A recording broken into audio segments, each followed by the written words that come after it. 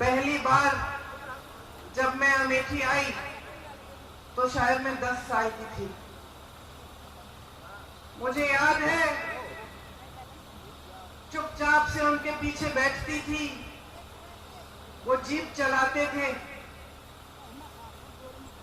हम लोग राहुल और मैं पीछे बैठ के एक दूसरे की नोक-झोंक यूं कर करके देखते थे कि पिताजी क्या कर रहे हैं, किस तरह से लोगों से मिल रहे हैं, प्यार से मिल रहे हैं, लोग उनको कैसे मिल रहे हैं।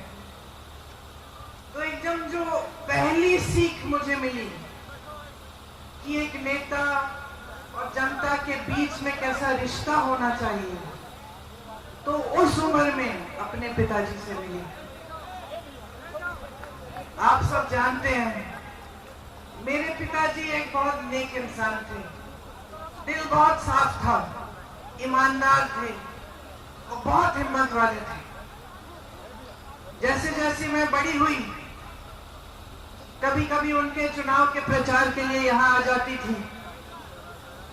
पहली बार जब मैं 20-25 दिनों के लिए यहाँ आई तो अपनी माता जी के साथ उनके प्रचार में आई और यहाँ का तारपुर का जो गेस्ट हाउस था वहां पे हम लोग रहते थे। उस समय कुछ सारा साधन नहीं थे, प्रचार भी अलग तरह से होता था, गांव-गांव जाते थे, मैं माता जी के पीछे पीछे जाती थी। पिताजी चुनाव जीते, प्रधानमंत्री उस समय थे, अमेठी के लिए जितने काम कर पाए उन्होंने किए। यहाँ पे बड़े बड़े उद्योग खोले, सड़कें बनाई, उस समय इंडिया मार्क 1 होता था, हर जगह इंडिया मार्क 1 लगवाया, जहाँ रास्ता नहीं था रास्ता बनवाया, जहाँ सड़क थी खड़िंजा लगवाया, खड़िंजे पे पक्का किया। बार बार आते थे, अपनी जीप में बैठ के गांव-गांव जाते थे। कभी आप सबसे डांट खा लेते थे, कुछ मांग थी आपकी वो पूरी नहीं हुई थी, शायद एक सड़क या एक नलका, आप डांट भी लेते थे, प्यार से आपकी डांट सुनते थे। ये सब बातें मैंने देखी।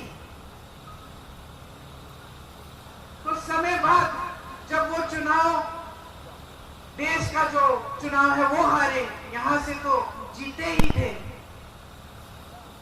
तो उनके ऊपर काफी मतलब उनकी सुरक्षा की काफी ये संदेह था कि कोई कुछ करेगा उनको। उनकी माताजी की हत्या हो चुकी थी, हम सब ने बचपन में वो देखा था, वो क्षण देखा था। अब मैं 17-18 साल की थी, पिताजी के लिए प्रचार किया था। पिताजी जो बड़ा चुनाव है वो हार गए, लेकिन अमेठी से फिर भी जीते थे। सुरक्षा की बड़े सवाल थे। हफ्ते में 5 दिन व्रत रखती थी कि पिताजी सही सलामत घर आ जाए।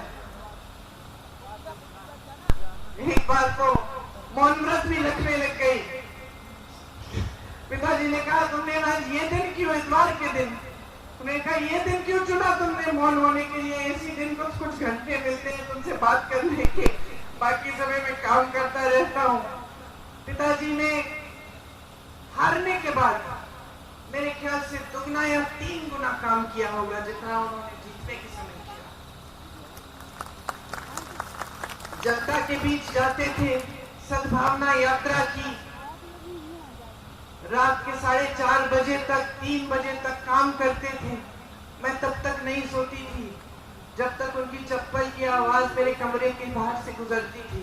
मुझे सुनाई देता था कि पिताजी घर आ गए, तब नींद आती थी, घबराहट होती थी कि कोई कुछ कर ना दे।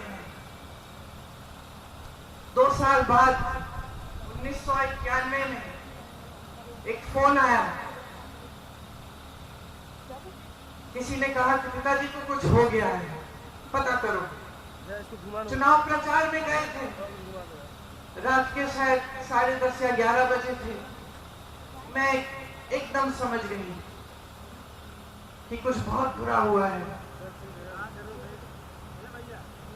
और अपनी माँ को बताने का क्यों आए यहाँ पे, मतलब मुझे अपनी माँ को बताना पड़ा कि जिस शख्स के लिए वो अपना देश छोड़कर हमारे देश आई थी, जिसके प्रेम के लिए उन्होंने कई त्याग किए थे, हमारी संस्कृति सीखी, नए तरीके सीखे, इंदिरा जी से हमारी भारतीय सभ्यता सीखी, वो खत्म हो गए हैं। मैं उनके कमरे में गई और जब मैंने उनको बताया तो उनकी आंखों में जो मैंने देखा, जैसा एक अंधेरा सा छा गया। और मैं आपको ये बात बता सकती हूँ कि उस दिन के बाद मैंने अपनी माँ की हंसी कभी उस तरह नहीं सुनी जैसे जब हंसती थी जब पिताजी होते थे। मैं बहुत नाराज थी, देश से नाराज थी कि मैंने देश को अपनी अमानत भेजी, अपने पिताजी दिए और देश में सुरक्षित नहीं रखे। मैं नाराज थी, दुखी थी।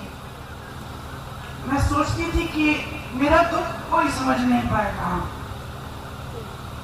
मेरे पिताजी वापस नहीं आए। टुकड़ों में खून से लथपथ एक झंडे में लपेटे हुए उनके शरीर के टुकड़े में घर लाई मेरी टूटी हुई माँ सालों के लिए ठीक नहीं हुई। उन्होंने पहले ही इंदिरा जी की हत्या का सदमा देखा था, अब अपने पति को खो डाली। बहुत दिनों के लिए खाती नहीं थी, सिर्फ नींबू पानी पीती थी, 2-4 गिलास मुश्किल से जबरदस्ती करके खिलाती थी। बाहर नहीं जाती थी, किसी से बातचीत नहीं करती थी। 7 सालों के लिए घर के अंदर ही रही, ज्यादा बाहर गई नहीं, उस सदमे से बाहर निकल नहीं पाई।